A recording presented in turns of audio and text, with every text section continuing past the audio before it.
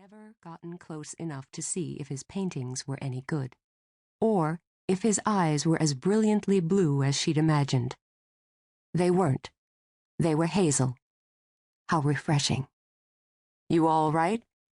he asked, his voice a raspy baritone flavored with a hint of the South. He was a smoker. The lingering scent of cigarette smoke clung to him. Molly nodded, wide-eyed, aware that his arms were still around her, aware of his leg thrown across hers in his attempt to hold her in place, aware of the heat of his skin against hers. She was anchored. Up close, he wasn't as perfectly good-looking as she'd thought. His face was harder, leaner, his nose sharper and slightly crooked, and a small scar marred the left cheekbone underneath his eye. He hadn't shaved in a number of days, and his scruffy chin glinted with shades of red and gold, making him look less like a beach boy and more like a pirate. And those eyes. They were the color of the ocean as the storm clouds approached, green and gray and darkly dangerous. "Come on," he said, his voice nearly inaudible over the rising wind. "I'll help you. You get this side, I'll take the other." Molly nodded again, and just like that, his weight was off her, the intimate warmth of his bare leg against hers was gone.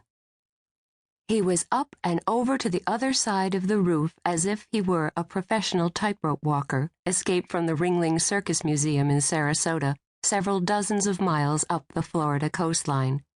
As he went, he untangled and smoothed down the tarp.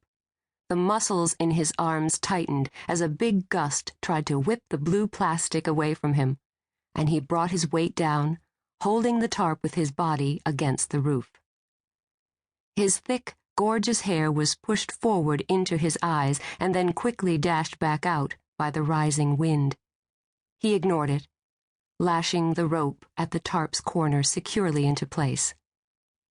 Molly did the same on her end. It wasn't perfect, but it was much better than nothing. Lightning streaked across the sky and thunder boomed, and the heavens opened, showering them with big, fat raindrops that fell faster and faster until there was only a sheet of water pouring down from the clouds. Thunder cracked again, deafeningly loud. Molly could see the beach boy crouched by the ladder, chivalrously waiting for her to descend first. She skidded on the plastic, and he reached for her, his hand around her wrist holding her steady. Their eyes met, and he smiled, a quick, fierce, genuine smile that electrified and heated his gaze. He was having fun. He actually liked being up on the roof in the middle of a thunderstorm, with the wind and the rain ripping at his clothes and his hair, danger all around him.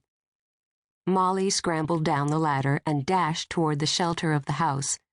The beach boy was right behind her. Xander was inside, waiting.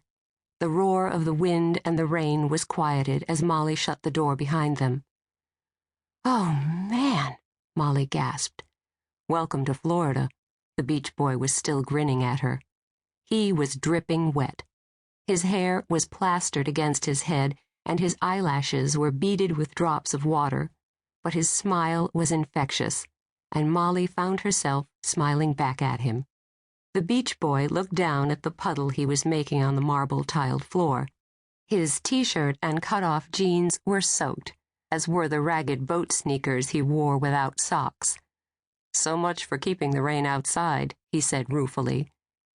Xander was staring, blue eyes wide behind his glasses. "Who is he?" he signed to Molly, using small, furtive movements. It was the American Sign Language equivalent of whispering, and it wasn't very polite. "Please run and get us a couple of towels," Molly told her son, signing the word towels for emphasis, and the boy dashed away. But who is he was a very good question indeed. She turned to the beach boy. "Thank you so much," Molly said to him. He was staring off after Xander. "Is your boy deaf?" he asked, turning to gaze at her with those odd-colored eyes. "I didn't realize." Others might have been put off by the bluntness of his question.